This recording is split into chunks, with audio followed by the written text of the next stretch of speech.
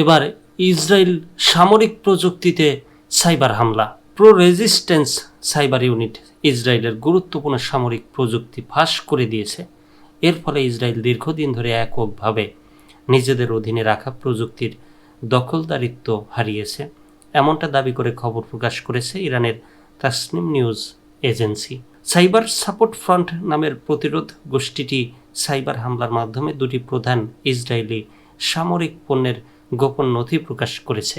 প্রথমটি হল হ্যাটোরিক্স। এটি স্থলভিত্তিক গোয়েন্দা ও লক্ষ্য শনাক্তকরণ ব্যবস্থা, যা দূরপাল্লার নিখুঁত হামলার জন্য ব্যবহৃত হয়।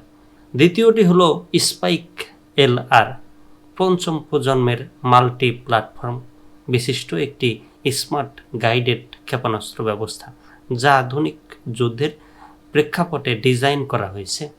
এই দুটি প্রযুক্তি সিআর কাস্টিং এক্সাক্ট নামক একটি সামরিক শিল্প প্রতিষ্ঠানের তৈরি।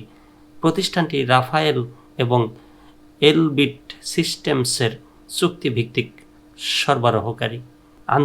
আঞ্চলিক নিরাপত্তা বিশ্লেষকদের মতে এই প্রযুক্তিগুলো সম্প্রতি গাজা, লেবানন ও ইরানের ভূখণ্ডে ইসরায়েলের সামরিক অভিযানে ব্যবহার করার জন্য মোতায়েন করা হয়েছিল।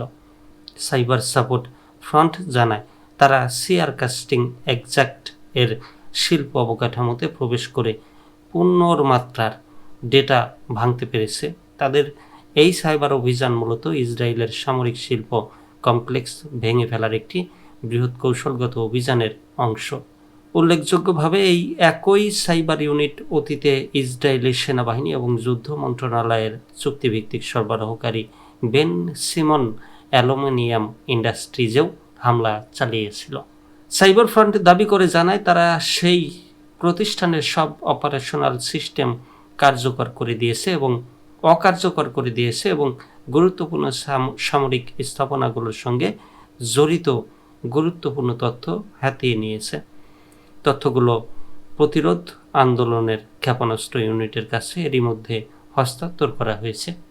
এই হামলার আগে রাফায়েলের সিস্টেমেও সাইবার আক্রমণ চালানো হয়েছিল, যার ফলে চলমান সামরিক প্রযুক্তিতে কার্যকরী বিভ্রাট ঘটে। বিশ্লেষকরা সতর্ক করে বলেছেন, ইসরায়েলের সামরিক প্রযুক্তি সরবরাহ নেটওয়ার্কের ক্রমাগত দুর্বলতা প্রকাশ পাচ্ছে। ভবিষ্যতে তাদের সামরিক প্রযুক্তি খাতে আরও ভয়াবহ হামলা আসতে পারে।